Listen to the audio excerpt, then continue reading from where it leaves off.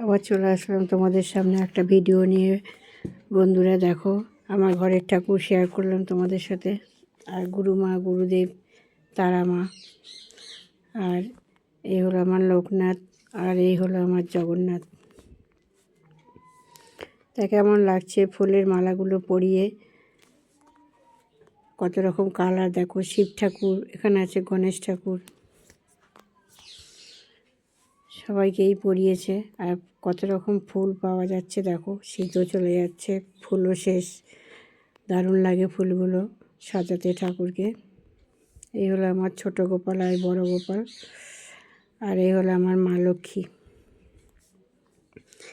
যেহেতু বৃহস্পতিবার ঘট পাতা হয়ে গেছে, ঘরটাও পেতে দিয়েছে।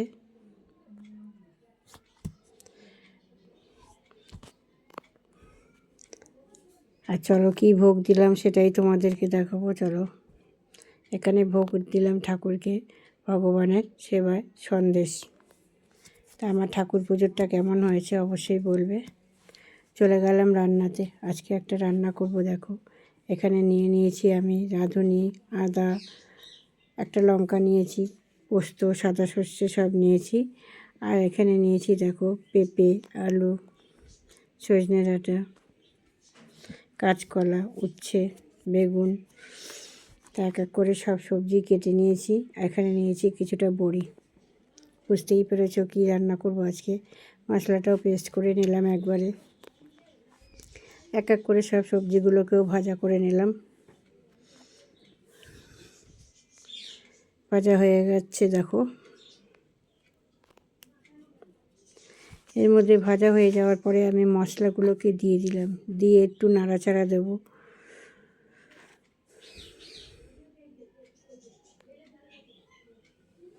যেহেতু রাঁধুনি, পোস্ত, সর্ষে বাটা আছে, বেশি ভাজবো না।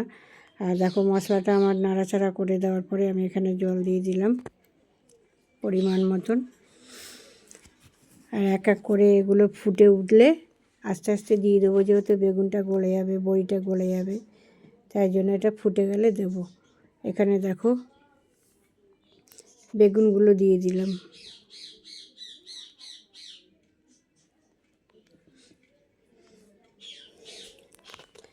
বড়িগুলোও দিয়ে দিলাম, যেহেতু আমার ওটা ফুটে হয়ে এসছে, তাই ওগুলো আস্তে আস্তে দিয়ে দিলাম, কেন আবার এগুলো নালে আগে দিলে গলে যাবে।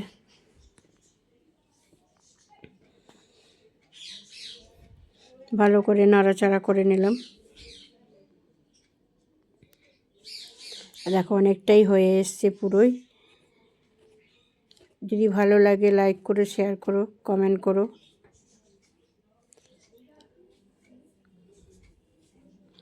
কিছুটা দুধ, আমি আমল দুধ গুলে রেখেছিলাম, সেই দুধটাও নামাবার আগে আমি দিয়ে দেবো। আর তোমরা সবাই বুঝতে পেরে গেছো আমি কি রান্না করলাম।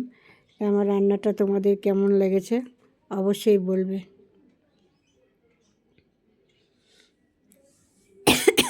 দেখো গ্যাসটা বন্ধ করে দিলাম, আমার পুরো কমপ্লিট হয়ে গেছে রান্নাটা। আর আমি একটু টেস্ট করে দেখলাম, দারুণ হয়েছে। দেখো যেহেতু একটু নুন ঠুন সব দেখতে হবে, মিষ্টি স্বাদ মতন নুন, স্বাদ মতন মিষ্টি সবই দিয়েছি। আমি একটু টেস্ট করে দেখলাম যে কেমন হয়েছে। দারুণ হয়েছে।